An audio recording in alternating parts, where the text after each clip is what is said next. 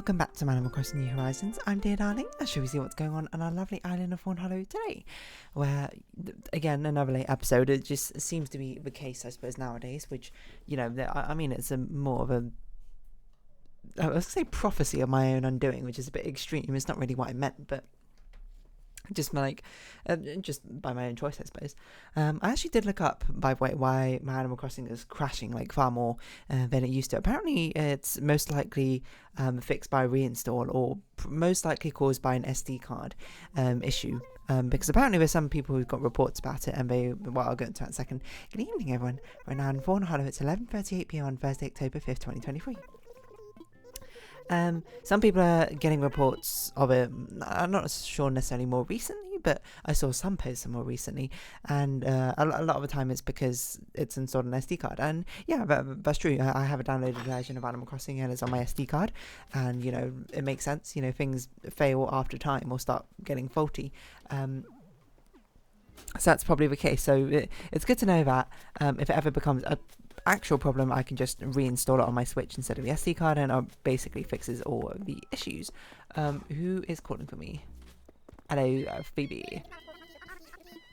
I don't know what that was. Phoebe. Yeah, sure. I had no idea what you were even asking me. I also did check for any corrupted files in the installation on the Switch, and I made sure my Switch and the Animal Crossing game is completely up to date, just to sort of minimize the chance of crashes. So I don't think it will happen very often, if anything, but it's happening enough that I can remember the few times it has happened, which is why I was like looking this up. But anyway, we're not necessarily here to talk about that. Scanning for it's one of these things which people say about, I mean, maybe not just Windows in general, but Windows is like the only the only computer operating system I've really used. But, you know, there's always these like diagnostic tools, I suppose, which come built into Windows. Like, for example, you can't connect to the internet, you know, run like Windows network diagnostic tool or whatever it's called. And there's other ones where like if you can't connect to a printer or like, you know, stuff like this. And basically, there's the ongoing running idea about these don't actually work or something, because people have never actually seen them work. I'm sure they do work in some cases, but it's more like the most generic of cases, the generic cases where things like restarting your computer would probably fix it. Or like, I don't know, you used the wrong settings to connect to something X, Y, Z. I don't really know necessarily the details of what would cause something like the diagnostic tool to work. But I will say, in my own experience, I've never had the diagnostic tool work personally for me. I'm sure it does. I'm sure there are times you run the tool and it just Windows has identified a problem and is fixing it. But I wonder what those problems actually are. Because of course all that information is obfuscated to the end user, because I mean, why does the generic Windows user need to know the exact reason that Windows had diagnosed a failure and is now fixing it? You know, for the end user, most people would just be like, hey, fix it. Which is fair, because that's kind of like what you want. But I don't know, I never really thought about how these diagnostic tools sort of work. I mean, I suppose there's some sense of quality assurance. Like if I had to guess, there are some sort of checks throughout these processes which these diagnostic tools can run for, and you know, check if they actually work or not, so they can fix any sort of like internal, like not pre-planned failures, but failures where it's much more not planned failure, but much more obvious failure, much more expected failure, rather than these unknown cases. Because I mean, it's a thing of IT support. I don't work for IT in IT or anything like that, but I like to think of myself as passably tech savvy, you know. Certainly I can follow technical instructions if you give them to me, but it's not like I wouldn't know how to come up with these diagnostic solutions on my own. But yeah, I forgot what I was going to say about this. So I don't really know how a diagnostic tool end up working, nor, you know, the actual details behind them. But it's like, has anyone like actually used them and been like, whoa, it's actually worked? Like Windows has successfully identified the problem and fixed it? I don't know. I feel like it's always a case that it's always recommended to get like these other extraneous programs instead of using the actual Windows default ones, because they're like not great, with the exception of Antivirus or something like that. Like I remember, have I ever told a story? The first time I got like a computer virus, I don't even know how it happened, but I was so stressed out. I thought I had to get like a whole new computer. I was like, my computer's completely booked. I genuinely, I don't even know where I got it from, because it's not like I didn't really go on like shady sites or anything. I say shady, but like I guess if you're smart about them, they're not really that shady. Like I didn't do any like illicit, like illegal, sorry, like piracy or anything like that, or any streaming or anything like that. I don't even know how I got the virus. I mean, maybe I probably clicked on like a phishing link or something, is my guess. And I was quite young. I was. It was pre-GCSEs, almost certainly. So I'm gonna guess I was around like 12, 10 to 12, that sort of age. And you remember, like, you had your own computer when you were 10 to 12? Yeah, I did, which, you know, that certainly is a grand privilege. But I think that's certainly part of the reason I became so tech-savvy. Well, I shouldn't say so tech-savvy, more tech-savvy, I suppose, nowadays than before. But yeah, like, I remember getting a computer virus and being like, whoa, this is, like, incredibly stressful. And the thing that was most stressful was, like, I didn't know how to solve a problem, and I couldn't actually access my computer to solve a problem. But, you know, through that all, I somehow learned about safe mode, and through safe mode I could actually access my computer into it. Was like some ransomware, I think, virus, from what I recall, where it was like you had to pay this amount to actually access something, otherwise I don't know, was it like it would delete your files or something?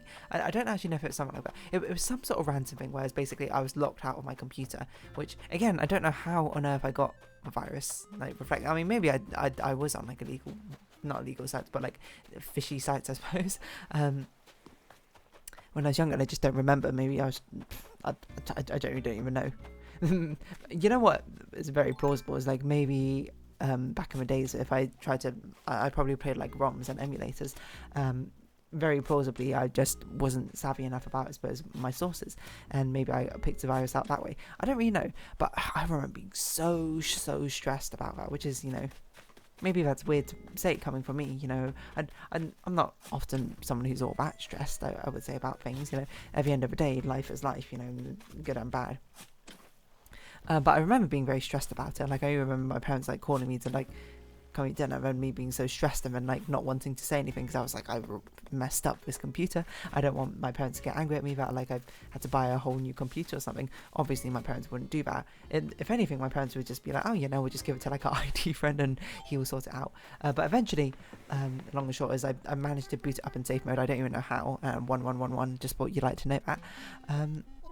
Boot it up in safe mode, and I searched how to, like, get rid of this thing, and it was just like, oh, install this antivirus. I can't remember what one I installed. I think it was called like Spy Doctor or something, and it, you know, whatever it was, it did the trick. It found the virus and it quarantined it, and then it just, like, my computer was fine. Oh man, the relief I felt when it actually worked was unbelievable. A sense of euphoria, like, washed over me, for being like, okay, you know, I've not lost everything. Okay, not everything. Let's be real. But, you know, when you're like 10 or whatever, you don't have the grandest sense of what everything means to you. And I don't think I've gotten a virus since then. I think since then, you know, I spent, like, the rest of the day, like, researching, or maybe the next day researching, like, how to prevent viruses, and it was just like, oh, get antivirus, and here's some good ones. And then it was just like, get Windows Defender and get Malwarebytes, which are still the ones I use to this day. I mean, I use Windows Defender as a general sort of active one on the background, like,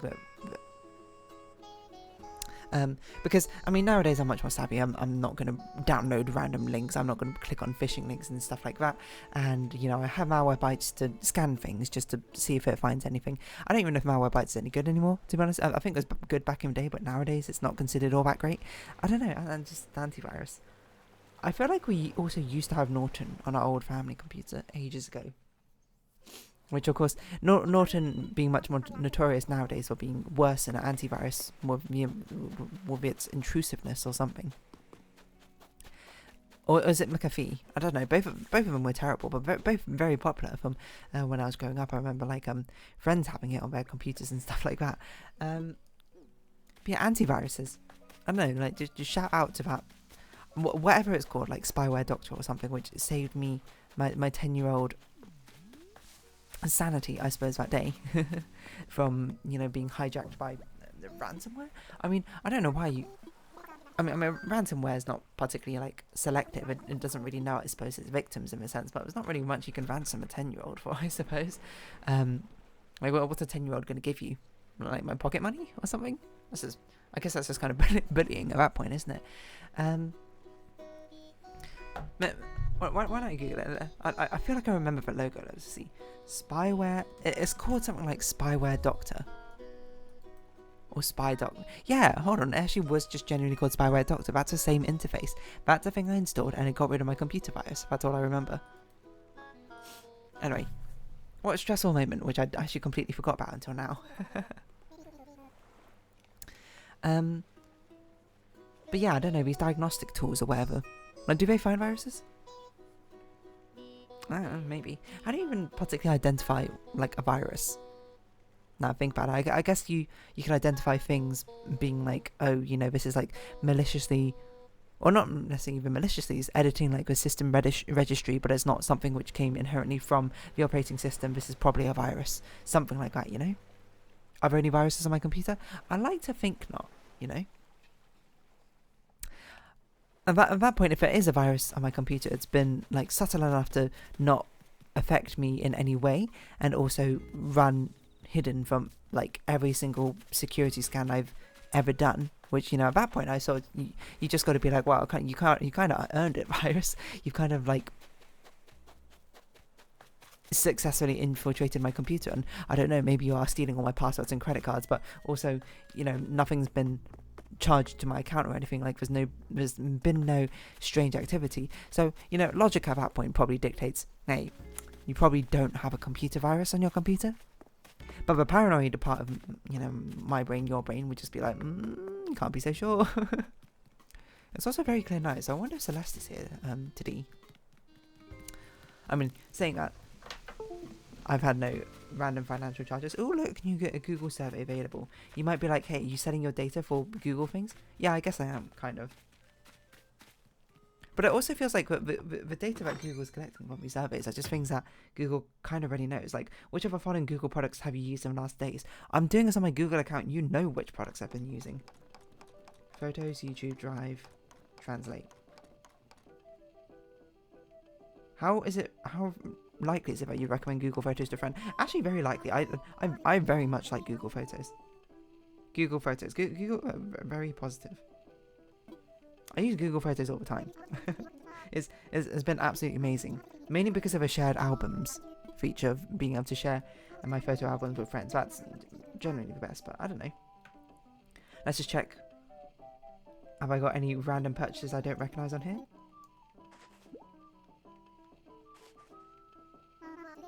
No, that's all good, to be honest. So I guess I don't have a virus. Or a phone virus, for that matter. I never really thought about the fact that my phone doesn't have any, like, antivirus security on it either. And again, I'm not really, like, downloading suspicious files or whatever on my phone. Like, I think the most suspicious thing I would download would be, like, an APK for, like, a game released in a region-locked country or whatever, you know? Like, yeah, I don't know, that's just kind of a case. I guess the long and short of it is I just tend to do safe things. Like, I won't try something unless I can see like 100 people before me had tried it, been like, yep, it's all good, and I'm like, oh cool, you know. I trust the wisdom of the masses, at least for the sense of I trust everyone else to be the training dummy, the test dummies, I suppose, before me, the lab rats before me, and I can, you know, piggyback off, I suppose, the generous sacrifices. I remember also, actually, this is wild to think about, but, you know, after getting that virus, I was so paranoid about getting a virus again that, like, I did all these research and preventative measures, and one thing was downloading, like, a sandbox environment onto my computer, where basically what you're meant to do is you download things onto that sandbox. It's basically like a virtual machine on your computer, if I might recall. I think it was called like Sandboxy or something. I remember the logo looking like a yellow square with like 5 red dots on it. Hold on, Sandboxy. That is crazy. I remembered that logo. Anyway, it's basically like you can basically create a virtual machine of there, and you can do whatever you want, and then like you can, if something bad's happened to it, you can just delete the virtual machine because it's all self-contained within that thing. I assume so, at least. I don't really know how the technology behind that works, but I remember downloading that. By the way, never used it, mind you. I was paranoid enough to download the program, but not paranoid enough to properly learn how to use the program to actually, you know, protect me theoretically from future viruses. I must imagine that those were the days where I would play like games on like ROMs and things like that. So that's my guess. I don't know. Nowadays, then, I don't even know the last time I played like a ROM game. And the funny thing is, the ROM games I played weren't even that crazy.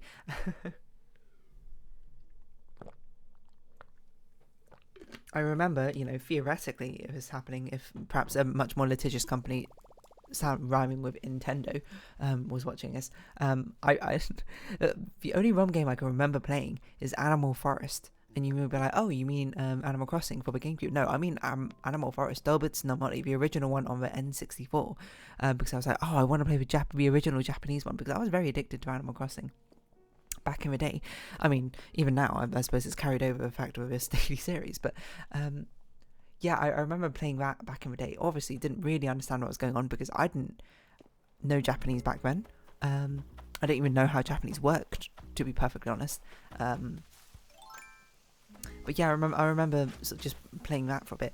I don't remember, did I play any other games? I have a feeling I downloaded Mario Party 3 and maybe played it, because there was this Let's Player I used to watch with no commentary, Let's Player mind you, who played Mario Party 3, like, he played all the Mario Parties, like, story modes from beginning to end, and I cannot remember their name. I wonder if I can find them. I have no idea how I'm going to do it.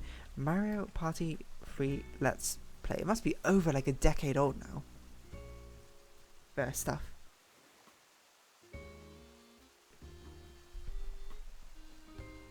Was it the Runaway Guys?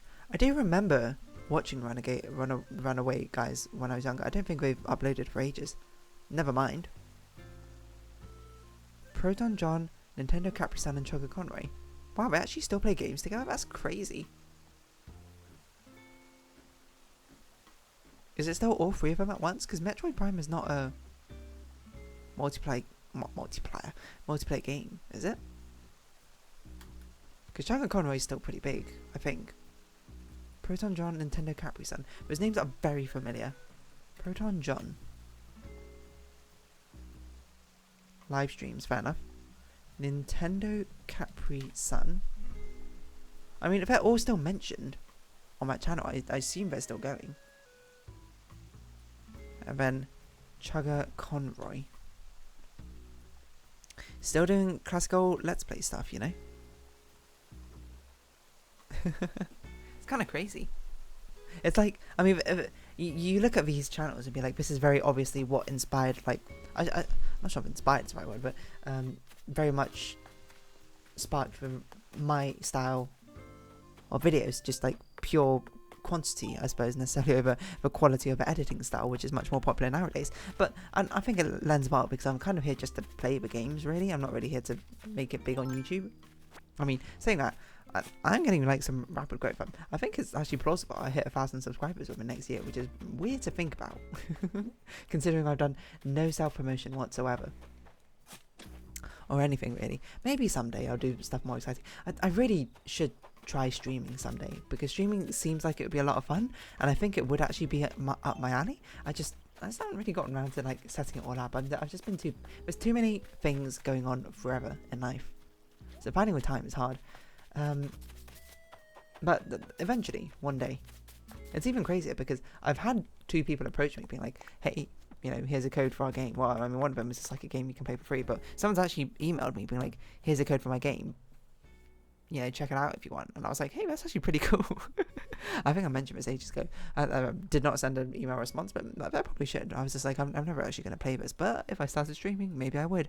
Anyway, not Runaway Guys. I can't remember. It's so old. Can I filter from like 10 years ago? Sort by upload date, but the other way around.